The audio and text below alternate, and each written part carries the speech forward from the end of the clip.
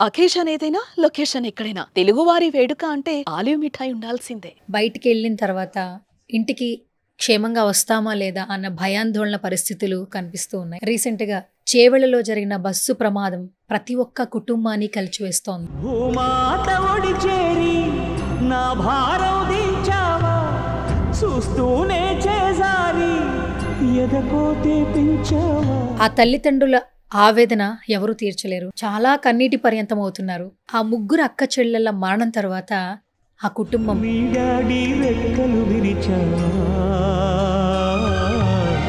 మెట్టింటికి పంపేదాకా ఆగలేక. నిజంగా ఆ రోడ్డు ప్రమాదం అనేది చాలా ఘోరం అనమాట. ఒక కుటుంబంలోనే ముగ్గురు చనిపోవడం అంటే ఆ కన్న తల్లికి ఆ కన్న తండ్రికి చెప్పరాని శోకం అని చెప్పుకోవచ్చు.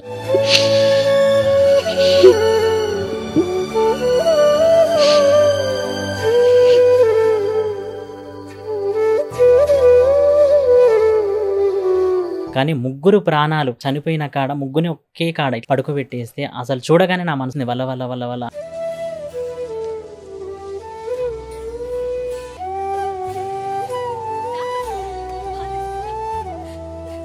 నిజంగా వాళ్ళని చూస్తే మాకు తోడబుట్టిన అక్క చెల్లెలను చూస్తారు చూడండి అక్క, అలానే అనిపించరు.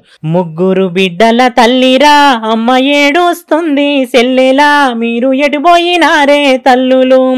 ముగ్గురు బిడ్డల తల్లిరా అమ్మ ఏడుస్తుంది సెల్లెలా మీరు ఎటుపోయినారే తల్లులు.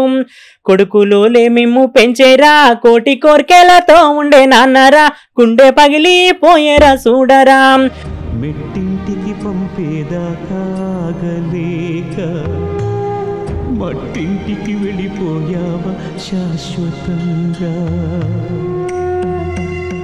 హాయ్ హలో నమస్తే, this is Suvarna. Welcome to Suman TV. గత కొన్ని రోజుల నుంచి ఒక సంఘటన మనందరినీ బాగా కలిచివేస్తోంది. మార్నింగ్ ఇంట్లో లేచిన తర్వాత బయటికి వెళ్ళిన తర్వాత ఇంటికి క్షేమంగా వస్తామా లేదా అన్న భయాందోళన పరిస్థితులు రైట్ను కనిపిస్తూ ఉన్నాయి. రీసెంట్గా చేవెళ్లలో జరిగిన బస్సు ప్రమాదం ప్రతి ఒక్క కుటుంబాన్ని కలిచివేస్తోంది. ఆ తల్లిదండ్రుల ఆవేదన ఎవరు తీర్చలేరు. చాలా కన్నీటి పర్యంతం అవుతున్నారు. ఆ ముగ్గురు అక్క చెల్లెళ్ళ మరణం తర్వాత ఆ కుటుంబం ఎంత శోక సంద్రంలో ఉందో మనందరికీ తెలుసు. ఎప్పుడైతే వాళ్ళ ముగ్గురు చనిపోయారన్న వార్త వినగానే వాళ్ళ కుటుంబ సభ్యులకే కాదు ప్రతి ఒక్కరికి బాధాకరమైన విషయంగా మారింది. ఈ సంఘటనకు సంబంధించి రీసెంట్గా ఫోక్ సింగర్ భూతం రమేష్ ఒక పాట రాయడం జరిగింది. ఆ ముగ్గురు అక్క చెల్లెల గురించి, ఆ సంఘటన జరిగిన డ్రైవర్ గురించి ఒక పాట రాశాడు. తన మనసులో ఉన్న భావాలను వ్యక్తపరిచాడు. ప్రతి ఒక్కరూ ఆ పాట రాసినందుకు అభినందిస్తున్నారు. రైట్ను మనతో పాటు సుమన్ టీవీ స్టూడియోలో ఉన్నారు భూతం రమేష్. తనతో మాట్లాడే ప్రయత్నం చేద్దాం. హాయ్ రమేష్. హాయ్ అక్క. నమస్తే. నమస్తే అమ్మా, ఎట్లున్నావు? బాగున్నాక. ఫస్ట్ ఆఫ్ ఆల్ ఇలా కలుసుకోవడం సంతోషంగా లేదు, కానీ నువ్వు ఏదైతే ఆలోచన చేసావో అది ప్రతి ఒక్కరికి నచ్చుతుంది. అండ్ వాళ్ళు చనిపోయిన సంఘటన అందరికీ బాధాకరంగా అనిపించినా కానీ చనిపోయిన తర్వాత వాళ్ళ గురించి నువ్వు రాసిన ఆ పాట, ఆ ప్రతి ఒక్క అక్షరం, నువ్వెంత బాధపడ్డావు, నీ మనసులో ఉన్న ఆవేదనతో ఆ లిరిక్స్ ఎలా రాసావో అందరికీ బాగా అర్థమైంది. అసలు ఈ పాట రాయాలన్న ఆలోచన ఎక్కడి నుంచి వచ్చింది? అంటే అక్క నిజంగా ఆ రోడ్డు ప్రమాదం అనేది చాలా ఘోరం అనమాట. ఒక కుటుంబంలోనే ముగ్గురు చనిపోవడం అంటే ఎంత ఇది, మనలాంటి వాళ్ళకే బాధ అనిపిస్తుంది. అదే ఆ కన్న తల్లికి ఆ కన్న తండ్రికి చెప్పరాని శోకం అని చెప్పుకోవచ్చు. నిజంగా ఎంతోమంది ఎన్నో యాక్సిడెంట్లు అవుతుంటాయి, కానీ ఒక్కరు ఇద్దరు ఏదైనా ప్రాణమే. కానీ ముగ్గురు ప్రాణాలు నిజంగా చూసుకుంటుంటే వాళ్ళు చనిపోయిన కాడ ముగ్గురిని ఒకే కాడ ఇట్లా పడుకోబెట్టేస్తే అసలు చూడగానే నా మనసు దొరికిపోయింది. అది మన ఇంట్లోనే జరిగింది. ఆ తల్లి ఏడుస్తుంది వల్ల వల్ల వల్ల వల్ల అనుకుంటే బాగా బాధపడుతుంది. అప్పుడు చూసి నేను ఖచ్చితంగా ఈ అమ్మ వాళ్ళు మన చెల్లెళ్ళే, మన వాళ్ళే, మన ఇంటి వాళ్ళే, నిజంగా చెప్తుంటేనే నాకు బాధ అనిపిస్తుంది. అలాంటి స్థితిలో ఉన్నప్పుడు ఆ తల్లి పడే బాధను అర్థం చేసుకొని పాట రూపంలో రాయడం జరిగింది అక్క. ఇప్పుడు మనం టీవీ ఆన్ చేసిన, ఫోన్ చూసినా అక్కడ ఫైర్ యాక్సిడెంట్ అయింది, లేదా బస్సు ప్రమాదం జరిగింది, ఈ మధ్యన విమాన ప్రమాదాలు చూస్తున్నాము, ట్రైన్ ఇష్యూస్ చూస్తున్నాము. న్యూస్ అనేది చూడడం అనేది అలవాటుగా మారిపోయింది. అలా అయిందంట, ఇలా అయిందంటే ఒక నలుగురు వ్యక్తులు కలిసి కూర్చున్న చోట మాట్లాడుకుంటున్నారు. కానీ ఇప్పటి వరకు ఎవరు వచ్చి ఆ సంఘటన మీద ఒక పాట రాయలేదు. నిజంగా ఆ విషయానికి నిన్ను చాలా బాగా అప్రిషియేట్ చేయాలి. ఇన్స్టాగ్రామ్ వేదికగా నువ్వు ఆ పాటని వీడియో రూపంలో పోస్ట్ చేసావు. ఆల్మోస్ట్ 1 డేకి 3.8 మిలియన్ దాకా వచ్చింది. అంటే నువ్వేదో కమర్షియల్ గా ఆలోచించి చేయలేదు, నీ మ్మ్. మనసులో ఉన్న భావాలను వ్యక్తపరిచావు, మ్మ్. కానీ అది ఎంతో మంది కనెక్ట్ అయింది. అవును. సో ఏమనిపిస్తోంది రమేష్ అసలు నీకు? నిజంగా అంటే చెప్పుకోవాలంటే పాట పోయినందుకు నాకు హ్యాపీ ఉంది, కానీ ఆ ఇద్దరు వర్ణాలతో నేను పాట రాసిన చూడక బాధ అనిపిస్తుంది. ఎందుకనంటే ఏ ఇంట్లో జరిగినా ఎక్కడ జరిగినా కూడా అది యాక్సిడెంట్, ఎవరిదైనా మరణమే. నిజంగా చెప్పుకోవాలనుకుంటా ఉంటే ఎంతోమంది ఎన్నో యాక్సిడెంట్లు జరిగాయి. నాకేందంటే బాగా ఆ ముగ్గురు చనిపోయేసరి, ముగ్గురు ఆడపిల్లలు. ఈరోజు ఉన్న జీవితంలో ఆడపిల్లలు వద్దు, మగపిల్లలే ముద్దు అన్నట్టుగా మగపిల్లలకి మనం చూస్తున్నారు కదా సమాజం ఎట్లా ఉన్నది. హాస్పిటల్కి 3 months బేబీ అవ్వగానే ఆడపిల్ల అనగానే హాస్పిటల్కి వెళ్ళి అబార్షన్లు చేయించుకోవడం, అట్లాంటి స్థితిలో వాళ్ళు నలుగురు ఆడపిల్లలైన ధైర్యంగా అంత పెద్ద చదువులు చదివించుకుంటున్న సమయంలో పెళ్ళికెళ్ళి వస్తున్నప్పుడు అలా జరగడం అనేది నిజంగా చాలా బాధాకరం. అప్పుడు చూసి నేను ఈ పాట అనుకున్న, ఖచ్చితంగా ఆ ముగ్గురు పిల్లలు కదా, ఆ ముగ్గురు పిల్లల గురించి మనం ఖచ్చితంగా రాయాలి అన్నట్టుగా నేను చేసినాక.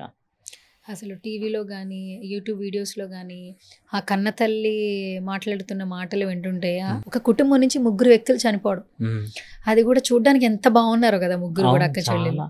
నిజంగా వాళ్ళని చూస్తే మాకు తోడబుట్టిన అక్క చెల్లెలను చూస్తారు చూడండి అక్క, అలానే అనిపించరు. ముగ్గురిని పడుకోబెట్టేసరికి నాకు నిజంగా మా ఇంట్లో జరిగిందా ఈ సిచ్యువేషన్ అన్నంత బాధ అనిపించింది. అందువల్ల నేను ఈ పాట రాయడం జరిగింది. మన సుమన్ టీవీ ప్రేక్షకుల కోసం కూడా ఈ పాట పాడతా. ముగ్గురు బిడ్డల తల్లిరా అమ్మ ఏడుస్తుంది సెల్లెలా, మీరు ఎటుపోయినారే తల్లులు. ముగ్గురు బిడ్డల తల్లిరా అమ్మ ఏడుస్తుంది సెల్లెలా, మీరు ఎటుపోయినారే తల్లులు. కొడుకులోలే మిమ్ము పెంచేరా, కోటి కోర్కెలతో ఉండే నాన్నరా, గుండె పగిలిపోయేరా చూడరా. కొడుకులోలే మిమ్ము పెంచేరా, కోటి ఆశలతోనే ఉండేరా, గుండె పగిలిపోయే చూడరా. ప్రేమతో పెంచిన బిడ్డల్లో కంకర్రాళ్ళల్లో కష్టమాయేనా, మీ దానం అలా ముగిసేనా. ఇది ఎవరు చేసిన పాపమమ్మో, ఇక ఏ దేవుడు చేసే కర్మో, నా కడుపు కోత ఎవ్వరమ్మో, ఇక కాపాడేదెవరమ్మో. కడుపు కోత ఎవ్వరమ్మో, ఇక కాపాడేదెవరమ్మో. ముగ్గురక్క సెల్లెల్లో బిడ్డో, ముగ్గులేస్తుంటే మురిసిన్న నా బిడ్డో, బతుకమ్మాడుతుంటాడి నానమ్మ. ముగ్గురక్క సెల్లెల్లో బిడ్డో, ముగ్గులేస్తుంటే మురిసిన నా బిడ్డ, బతుకమ్మాడుతుంటాడి నానమ్మ. కన్న పేగు బంధమోయమ్మో, కడుపు తీపే నాకెరక నాయమ్మ, కడుపు తీపే నాకెరక నాయమ్మ. ముగ్గురు తల్లులు అరరర ముగ్గురు తల్లుల బిడ్డరా, అమ్మ ఏడొస్తుంది అమ్మరా, అమ్మ ఏడొస్తుంది అమ్మరా. ఎవరు చేసిన పాపమో, ఏ దేవుడు చేసిన న్యాయమో, ఏ దేవుడు చేసిన కర్మమో, ఏ దేవుడు చేసిన న్యాయమో, ఏ దేవుడు చేసిన కర్మమో. ఈ గోసెవ్వరికి రావద్దో, నా ఆడపిల్లలెటువాయే, నా తల పండు వగిలిపాయే, నా కన్న కడుపు మురిగేనమ్మా. ఓ తల్లి రావే సెల్లెల్లో, మీరు యాడా ఉన్నారు ఓయమ్మ, మీరు ఎక్కడున్నారే నాయమ్మ. కంకరాళ్ళల్లా ఓ బిడ్డో, కష్టమాలే పెరిగేనే నా బిడ్డ, కష్టమూలే పెరిగేనే నా బిడ్డ. నిజంగా పాట పాడుతుంటుంటేనే కళ్ళెమ్మటి నీళ్ళు నీళ్ళు వస్తున్నాయి. వస్తున్నాయి, నువ్వు పాడుతుంటే కూడా నీళ్ళు వస్తున్నాయి. ఎందుకనంటే ఆ సిచ్యువేషన్లో ఎవరున్నా కూడా బాధపడతారు అక్క. బాధపడడం కాదు, నిజంగా బాధ అనిపిస్తుంది. ఇక్కడ చూసినా కూడా యాక్సిడెంట్లు, రీసెంట్లీ మనం అక్కడ కర్నూలు జిల్లాలో బస్సు కూడా దహనం అయిపోవడం చాలా బాధ అనిపిస్తుంది.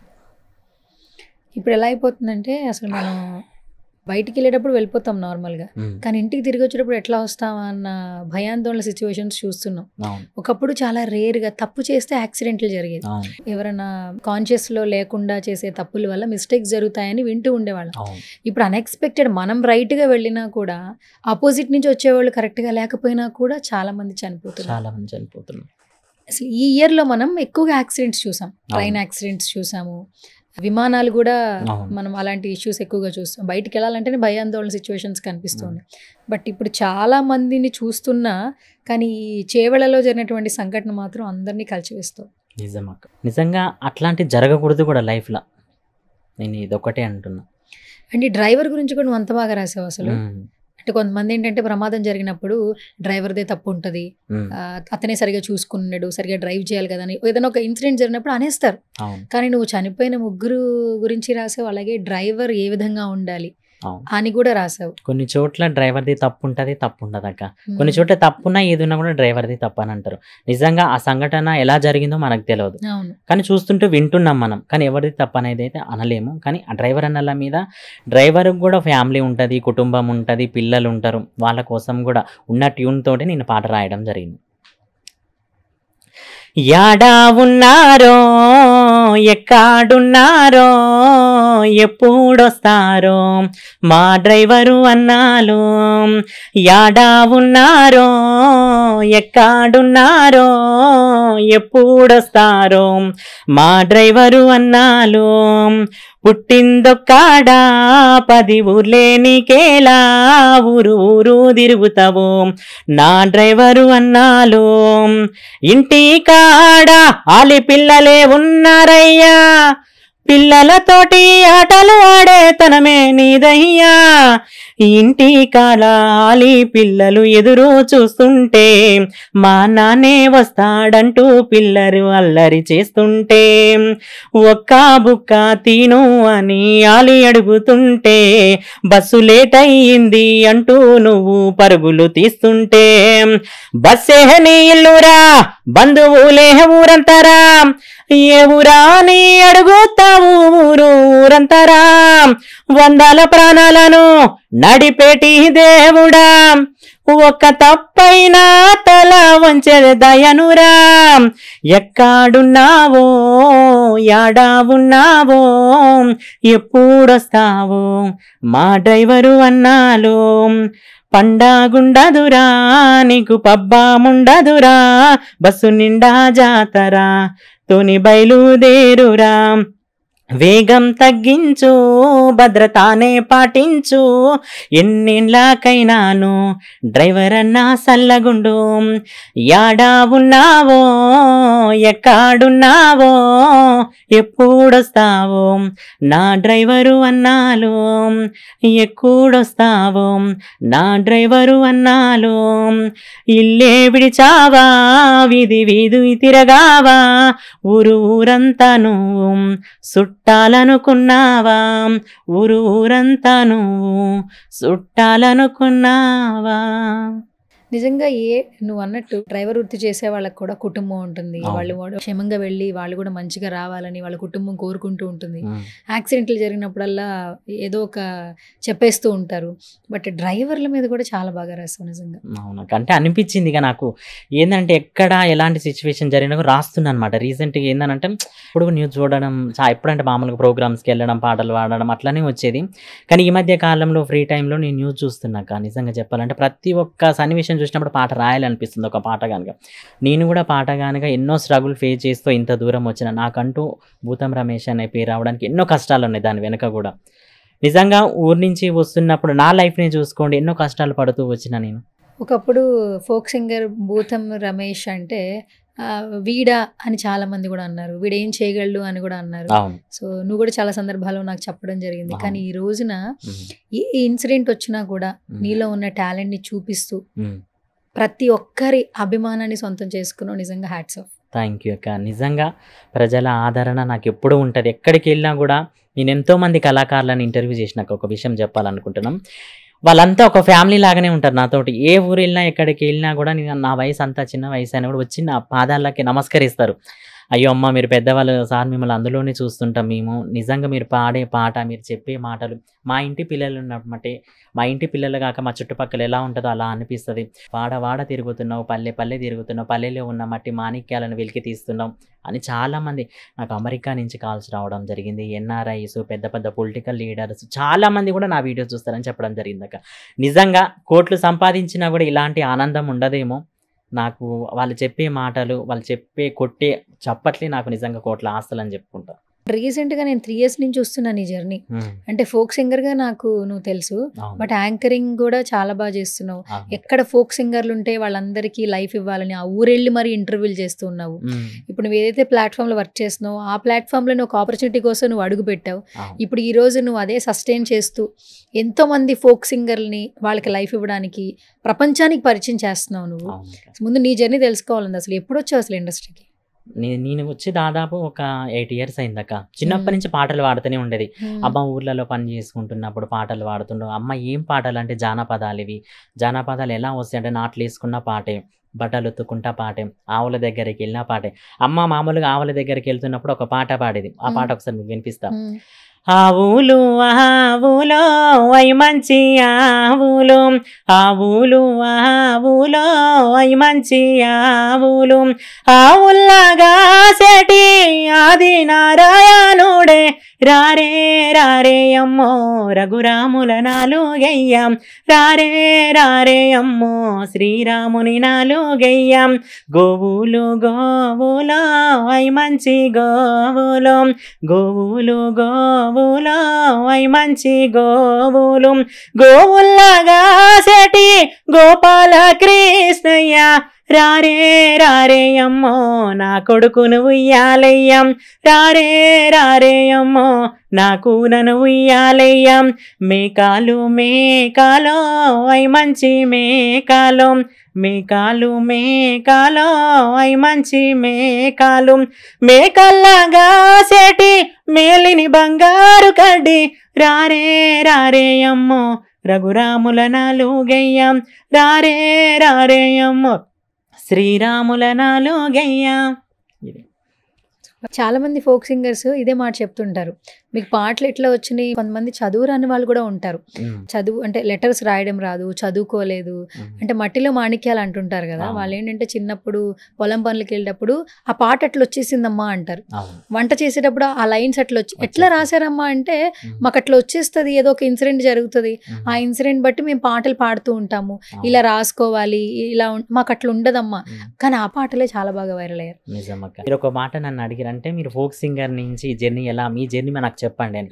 నిజంగా నా జర్నీ కూడా మీకు ఒకసారి చెప్తాక. ఎంతోమంది కామెంట్స్ చేస్తూ ఉంటారు. మీరు మంచి క్వశ్చన్ అడిగారు నన్ను. నేను ఎట్లా అంటే మారుమూల పల్లె గ్రామం నుంచి వచ్చిన ఒక మిడిల్ క్లాస్ అబ్బాయిని అనమాట. చిన్నప్పటి నుంచే పాటలు అంటే ప్రాణం. రావాలి నేను కూడా హైదరాబాద్కి 500 రూపీస్తో వచ్చి ఎవరి ఇంట్లో వాళ్ళకి ఎవరు చెప్పకుండా డైరెక్ట్గా వచ్చి ఆడిషన్స్కి వచ్చి సెలెక్ట్ అయ్యి మన ఫోక్ స్టూడియో అనే ప్రోగ్రాంలో ఒక సింగర్గా వచ్చి దాంట్లో నాకంటూ ఒక ప్లేస్మెంట్, నాకంటూ ఒక గుర్తింపు తీసుకుని మళ్ళీ ఇంటికి వెనుదిరిగిపోయిన తర్వాతకి నాకు ఆఫ్టర్ 1 ఇయర్ తర్వాతకి మన Mic TV folk star channel sir వాళ్ళు అప్పిరెడ్డి గారు, అదేవిధంగా సతీష్ అన్న, ఉదయ్ అన్న, వీళ్ళంతా నాకు కాల్ చేసి తమ్మి నువ్వు ఖచ్చితంగా యాంకరింగ్ చేయగలుగుతావు, అది నీ వల్లనే అవుతుంది, నువ్వు ఖచ్చితంగా హైదరాబాద్కి రావాలి, నీ వల్ల అవుతుంది నువ్వు ఖచ్చితంగా. అంటే నేను అప్పుడు అనుకున్నా, అన్న నేనేం చేస్తా యాంకరింగ్, అసలు నాకు వస్తుంది అంటారా మీరు చెప్పండి. అదంటే లేదు తమ్మి నువ్వు చేస్తావు, అట్లేం లేదు అన్నాక ఫస్ట్ ఒక ఇంటర్వ్యూ మామిడి పండ్లు అమ్ముకుంటా రామతార అనేట అమ్మని చేసేసరికి వితిన్ 1 డేలో 1 మిలియన్ పోయింది అక్క ఇంటర్వ్యూ. నాకు మంచి గుర్తింపు వచ్చింది ఆ పాటతో. నా మంచి మూవీస్లో చేసింది, శ్రీదేవి డ్రామా కంపెనీలకు వెళ్ళింది, నాకు గొప్ప గుర్తింపు వచ్చింది. ఇంకా భూతం రమేష్ అంటే పాటలే కాదు ఇంటర్వ్యూలు కూడా చేస్తాడు.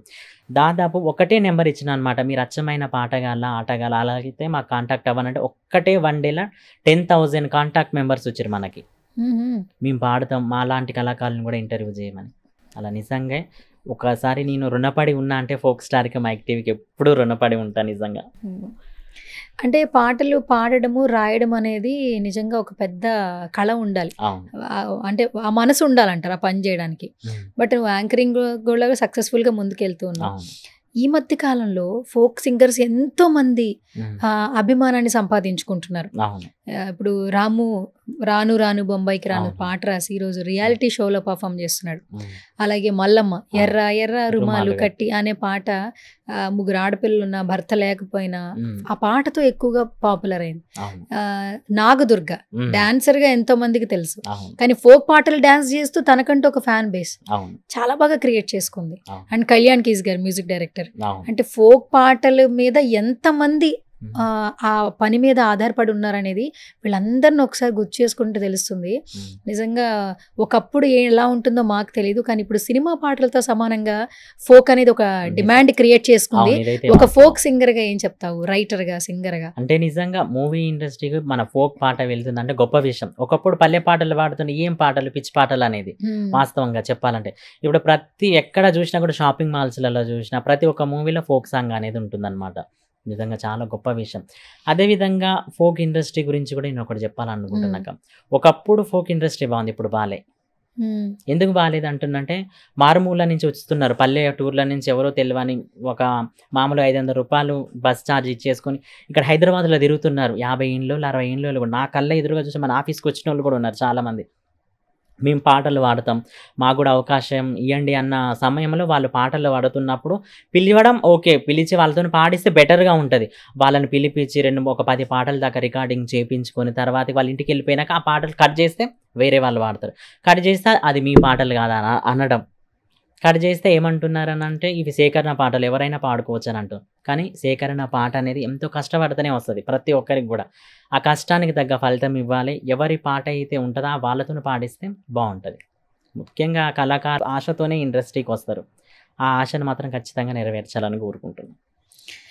ఈ జానపద పాటలు, జానపద గేయాలు, ఫోక్ పాటలు ఒకప్పుడు చాలా వాల్యుబుల్ అట. ఏదైనా ఒక పండగ జరిగినా, వాళ్ళ ఇంట్లో ఫెస్టివల్ జరిగినా వాళ్ళు పిలిపించుకుని మరీ పాడేవాళ్ళట. ఇప్పుడు ఏంటంటే అంటే పెళ్ళిళ్ళలో కన్సర్ట్స్ చేస్తున్నారు. సంగీత్ వాళ్ళలో ఇప్పుడు సినిమా వాళ్ళు వచ్చి ఇది చేస్తున్నారు. కానీ ఫోక్ కూడా ఇంకా అప్డేట్ అవ్వాలి. ఫోక్ పాటల మీద చాలా కుటుంబాలు ఆధారపడి ఉన్నాయి. వాళ్ళకి ఒక మంచి భవిష్యత్తు రావాలంటే ఏం చేయాలి?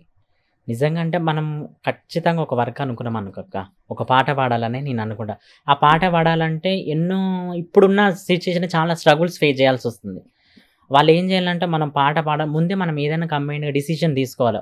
మనమే పాట పాడతామా? మనమే లిరిక్ రైటరా? మేమే పాట పాడాలనుకుంటున్నారా? లేకపోతే ఆ లిరిక్‌ని వేరే వాళ్ళకి ఇయ్యాలనుకుంటున్నారా? అలా అయితే మనం ముందు కన్ఫర్మ్ చేసుకొని పాడితే బావుంటది. అదేవిధంగా ముందు సిచ్యువేషన్ ఎట్లా ఉంటదంటే ఫోక్ పాటలనేవి దొరకవు. ఎందుకు దొరకవనంటే మామూలుగా ఇప్పుడు ఎవరు పాడుతున్నారు చెప్పండి ఫోక్ సింగర్స్? మామూలుగా కొంతమంది ఏజ్ పర్సన్స్ ఎంతమంది పాడుతున్నారు? నార్మల్ పర్సన్స్ ఎంతమంది పాడుతున్నారు? ఇప్పుడు 'రాను బొంబాయి రాను' పాట ఉన్నది. ఆ పాట వాస్తవంగా అది లిరిక్ రైటరో లేకపోతే రాసిన పాట. అదే ఊర్లలో ఎట్లా పాడతారు ఆ పాట? బొంబాయి బోయిండే నాదరో బొట్ల సీర తెచ్చిండే, నాదరో బొట్ల సీర తెచ్చిండే, నాదరో రాకుంటే రాకపాయే, నాదరో రానాని సెపడాయే, నాదరో రానాని సెపడాయే, నాదరో ముంబాయి పోయిండే, నాదరో ముక్కు పుల్ల తెచ్చిండే, నాదరో ముక్కు పుల్ల తెచ్చిండే, నాదరో రాకుంటే రాకపాయే, నాదరో రానాని సెపడాయే, నాదరో రానాని సెపడాయే, నాదరో అందాల బొమ్మరా పరంజి గుమ్మరా ముద్దుల గుమ్మరా ముచ్చటైన బొమ్మరా, రాను రాను నేను ముంబాయి చల్, రాను రాను నేను బొంబాయి చల్, బొంబాయి పోయిండే నాదరో బొట్ల సీర తెచ్చిండే, నాదరో బొట్ల సీర తెచ్చిండే, నాదరో. ఇలా వాడతారు.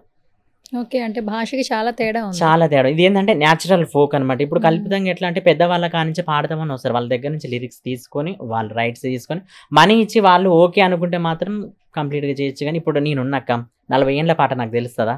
లేదు. ఎట్లా తెలుస్తుంది పాట? కరెక్ట్. ఒకసారి ఆలోచించండి మీరు కూడా. పెద్దవాళ్ళ నుంచే వస్తాయి పాటలు. మామూలుగా సేకరణ పాటలు అంటేనే పెద్దవాళ్ళ నుంచి వస్తాయి. 30 ఏండ్లలో ఉన్న 60 ఏండ్ల ఆమె పాట పాడుతుంది. ఆ పాట కట్ చేస్తే 30 ఏండ్ల అబ్బాయి పాడతాడు, 25 ఏండ్ల అబ్బాయి పాడతాడు. ఏందంటే ఇది నా పాట, అది అనడం కూడా తప్పని నేను అంటున్నా. సో ఇప్పుడు ఈ ఒక మంచి సందర్భం యాక్చువల్లీ అంటే ఇన్‌స్టాగ్రామ్ వేదిక ద్వారా నీ యొక్క ఆలోచనని అలాగే ఆ పాట రూపంలో ఎంతో మందికి వెళ్ళేలా చేసావు. Almost 3 million views. ప్రతి కమెంట్ నేను చదివా. నువ్వెలా ఫీల్ అయ్యావో అది విన్న తర్వాత వాళ్ళకి ఏమనిపించిందో కూడా కమెంట్ రూపంలో ఒక టైం క్రియేట్ చేసుకుని మరీ పెట్టారు. చూసుకున్నావా కమెంట్స్ అన్ని? చూసినాక ఏమనిపించింది? కొన్ని చూసిన, అన్ని చూడలేదు. మామూలు ఒక పర్సన్ అయితే ఏమని పెట్టిరంటే నిజంగా ఆ తల్లి పడే ఆవేదన కళ్ళకు గట్టినట్టు చూపిస్తున్నావు. నేను ఈ పాటని 1000 టైమ్స్ వింటూ నా బిడ్డలు చనిపోయారు, ఆ గతం గుర్తు చేసుకొని నేను ఏడుస్తున్నాను ఒక మాటతో కామెంట్ పెట్టింది. నేను పెట్టిన తర్వాత ఇంకొక చనిపోయిన వాళ్ళ రిలేటివ్స్ ఫోన్ చేసిరక్క నాకు. అవునా? రిలేటివ్స్ ఫోన్ చేసి ఆ 3 బిడ్డలు కూడా నాకు మన కోడళ్ళ వారసు అవుతారండి. చాలా మంచి వాళ్ళు. నిజంగా 4 బిడ్డల్లాగా పెంచలేదు, 4 కొడుకుల్లాగా పెంచిండు ఆయన. అంత బాగా పెంచి వాళ్ళ 3 వాళ్ళు ఏంటంటే తను అనేదంట వాళ్ళ ఫాదరు, నా బిడ్డలే నాకు కోట్ల ఆస్తులు, ఆ ఆస్తులే ఈరోజు కూలిపోయినాయి, ఇంకా మేము ఎందుకు అని వాళ్ళ ఏడుస్తున్నారని చెప్పి. నిజంగా వాళ్ళ గురించి తలుచుకుంటేనే నిజంగా బాధ అనిపిస్తుంది అక్క. ఎవరికి కూడా ఇలాంటి కర్మ రాకూడదు, ఇలాంటి రాత కూడా ఎవరికి రావద్దు. దేవుడు కూడా కొన్ని టైమ్స్ అందరికీ ఇలాంటి కష్టపడేటోళ్ళకి ఇలాంటి పరీక్షలు ఇస్తాడేమో కానీ ఇంత ఘోరంగా కూడా ఇట్లా చేయకూడదు వాళ్ళకి. పాపం వాళ్ళు ఈ సిచ్యువేషన్ నుంచి బయటికి రావడానికి చాలా టైం పడుతుంది. చాలా వాళ్ళు ఇంకా నాకు తెలిసి కూడా రారక్క. ఎందుకంటే వాళ్ళు చూస్తున్నాం మన వీడియోస్ కానీ ఎన్నో చూస్తాం. ఒక్కరు మనకు కళ్ళ ముందులో పోతేనే ఎంత ఒక్క కుటుంబంలో నేను పాడినా కదా, ముగ్గురు ముగ్గురు అక్క చెల్లెలు ముగ్గులు వేస్తున్నప్పుడు బతుకమ్మ ఆటలు ఆడుతున్నప్పుడు వాళ్ళకి గుర్తు రాదా ప్రతి పండక్కి? 20 ఏళ్ళు 25 ఏళ్ళు సాధి పెంచిన తర్వాత ఏదో టక్కు కింద పడి ఇట్లా కూలిపోతే కంకర రాళ్ళే కష్టం అయిపోయినాయి వాళ్ళకి. నేను ఇంకొక డిసిషన్ తీసుకున్నాక ప్రతి ఒక్క కష్టం మీద నేను పాట రాయాలనుకుంటా, ప్రతి ఒక్కరి మీద కూడా పాట రాయాలనుకుంటా. నేను చూసి నాకు ఏది హార్ట్కు టచ్ అయితే నేను రాస్తా. ఇంకొకరు మామూలు కామెంట్ పెట్టిరు, చెప్పొచ్చో చెప్పకూడదు, మీరు ఇలాంటి పాట పాడే వాళ్ళకి ఇంకింత పెయిన్ఫుల్ తెప్పిస్తున్నారేమో అని కూడా అన్నారు. అని అంటే అది నాకు అనిపించి ఒక తల్లి నా తల్లికి నా ఇంట్లో జరిగిన సిచ్యువేషన్ అనుకున్నా కాబట్టి నేను ఆ పాట రాయడం జరిగింది. ఒక్కొక్కరు ఒక్కలా ఆలోచిస్తారు కాబట్టి ఇంత పెయిన్ఫుల్గా ఉంది. ఇంకొకరు అయితే నేను డైరెక్ట్గా చెప్పేసిన అమ్మ మామూలుగా ఒక కాల్ చేసి కూడా కామెంట్ పెట్టింది, ఏమనంటే నువ్వు ఇలాంటి పాటలు పాడొద్దమ్మా, నువ్వు ఇలాంటి పాటలు పాడితే మేము ఊరుకోము అని అన్నది. ఎందుకమ్మా దీనికి అది ఇదని నేను అడిగేసరి ఏడుస్తుంది. ఎందుకు ఏడుస్తున్నావు తల్లి, ఎందుకు ఏడుస్తున్నావు అంటే ఇలాంటి పాటలు పాడితే ప్రతి ఒక్క ఆ తల్లి ఒక్క కడుపు కోతే కాదు, యావత్ తెలంగాణ ప్రతి ఒక్క తెలంగాణ రాష్ట్రం కానీ లేకపోతే మన భారతదేశంలో ఉన్న ప్రతి ఒక్క ఆడపిల్ల తన కడుపు కోత ఈ పాట నువ్వు పాడినప్పటి ఎట్లా రాసినావు, ఎంత నీ ఏజీ అని అడిగింది నన్ను. ఇది సంగతమ్మా ఇట్లా అది అనేసరికి, నానా నువ్వు ఇక్కడ లేకుంటే నీ పాదాలకి నేను పాద పూజ చేసుకుంటాను ఆ తల్లి అని అంటే నిజంగా నేను ఎంత గొప్ప నాకు రాసేటప్పుడు అనిపించలే. వితిన్ 10 మినిట్స్లో 10 మినిట్స్ ఓన్లీ 10 నిమిషాలే రాసిన అనమాట. 10 నిమిషాలలో అర్థం చేసుకుంటా. కానీ ఆ పాట రాస్తుంటే నిజంగా ఏడ్చిన, నేను ఏడ్చుకుంటే రాసిన ఆ పాట. నిజంగా కష్టం వెనక ఫలితం ఉంటుంది అంటారు చూడండి, ఆ కష్టం వెనక ఈ ఫలితం, ఈ గోస, ఈ కష్టం ఎవరికి కూడా రాకూడదు, ఇంకా భగవానికి కూడా. అది ఈ ఇన్సిడెంట్ అయిన తర్వాత ఇప్పుడు నువ్వు పాట రూపంలో వ్యక్తపరిచావు. ఇప్పుడు టెక్నాలజీ అభివృద్ధి చెందింది కాబట్టి ఏఐతో కొన్ని వీడియోలు రిలీజ్ చేశారు. మళ్ళీ ఆ పేరెంట్స్కి ఆ ముగ్గురు బిడ్డలు కలిసి ఒకటే ఫ్రేమ్లో ఉంటే ఎలా ఉంటుందని కొన్ని వీడియోస్ రిలీజ్ చేశారు. ఆ వీడియోస్ ఎప్పుడైతే బయటకు వచ్చాయో ఏ వీడియోస్ ప్రతి ఒక్కరు స్టేటస్ పెట్టుకుంటున్నారు. అవును, ప్రతి ఒక్కరు పెట్టి ఇప్పుడు తను వాళ్ళ ఫాదర్ కూడా చూస్తున్నాడు. లేస్తే వాళ్ళ బిడ్డలకి న్యూస్ వస్తుందా లేకపోతే ఏమొస్తుంది, వాళ్ళిద్దరు ముగ్గురు ఫోటోలు కూడా మన అందరం చూసినాం, మన మీడియా వాళ్ళం అందరం కూడా చూసినాం. చూసి ఇట్లా పట్టుకొని చూస్తున్నాడు, నా బిడ్డలని ఇట్లా ఎదల్లో బాదుకుంటా ఏడుస్తున్నాడు. అతను బాధపడుతుంటే మన తండ్రి మనకు బాధ అనిపిస్తుంది కదక్క. ఏ వీడియోలు కూడా ప్రతి ఒక్క దానికి అలా చేయకూడదని కూడా నేను అనుకుంటున్నా. ఇప్పుడు నన్ను కూడా ఎట్లా అంటే నిజంగా నాకు ఒక టైం అమ్మ అనడం కరెక్ట్ అనిపించింది. నిజమే కదా, నేను ఈ పాట పాడి ఇంకేమైనా బాధ పెట్టిస్తున్నానా అని కూడా అనిపించింది.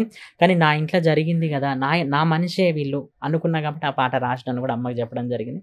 ఆ అమ్మ అనగానే నాన్న నీకు 10,000 దండాలు, నిజంగా నువ్వు ఇంత అద్భుతంగా రాసినావు, నీ పాట బాగుంది. నీ పాటలు ఎన్నో పాటలు మేము చూసినాం, ఎన్నో ఇంటర్వ్యూలు చూసినాం, ప్రతి ఒక్కరి కాడికి వెళ్ళి నువ్వు ఇంటర్వ్యూలు చేస్తావు. నిజంగా ఈ పాట రూపంలో నీ విలువ నాకు తెలిసింది అన్నదాకా, అంతకు మించి ఏం కావాలి నాకు. అసలు నీ కుటుంబ నేపథ్యం ఏంటి రమేష్? మా అమ్మ వాళ్ళైతే మాది సూర్యాపేటకు ఒక చిన్న కోటపాడని మారుమూల గ్రామం. నేను అక్కడి నుంచి వచ్చిన. ఇక మాదొక మిడిల్ క్లాస్ ఫ్యామిలీ అనమాట. కష్టం అంటే ఏం తెలుసు, కష్టాలలో ఉన్నప్పుడు ఎలా ఉన్నామో తెలుసు, హ్యాపీగా ఉన్నప్పుడు ఎలా ఉన్నామో కూడా తెలుసు. అలాంటి జీవితం మాది. అదే నేను ఈ స్ట్రగుల్కి హైదరాబాద్కి వచ్చినప్పుడు పాట రూపంలోనే నమ్ముకున్నా నా పాట అమ్ముకున్నా ఓ చోట, నమ్ముకున్నా నా పాట అమ్ముకున్నా ఓ చోట, బాధతోనే ఈ పాట పాడుతున్నా ఈ పూట, చెప్పుతున్నా నా కథ చెప్పుతున్నా నా కథ, జానపదం ప్రాణమాయే పల్లె పదం ఊపిరాయే, జీవితం ఎటు పోవునో గమ్యం ఎటు చేరునో, నమ్ముకొని అమ్మ ఉండే ఎదురు చూస్తూ నాన్న ఉండే, నా కథేమౌనో పాటను నమ్ముకుంటినో, మా అమ్మ నాన్నలా గౌరల కొడుకుని, మా అమ్మ నాన్నలా గౌరల కొడుకుని. అక్క కోట్ల ఆస్తులు లేవక్క, కోట్ల ఆస్తిని నేనక్క, కోట్ల ఆస్తులు లేవక్క, కోట్ల ఆస్తిని నేనక్క.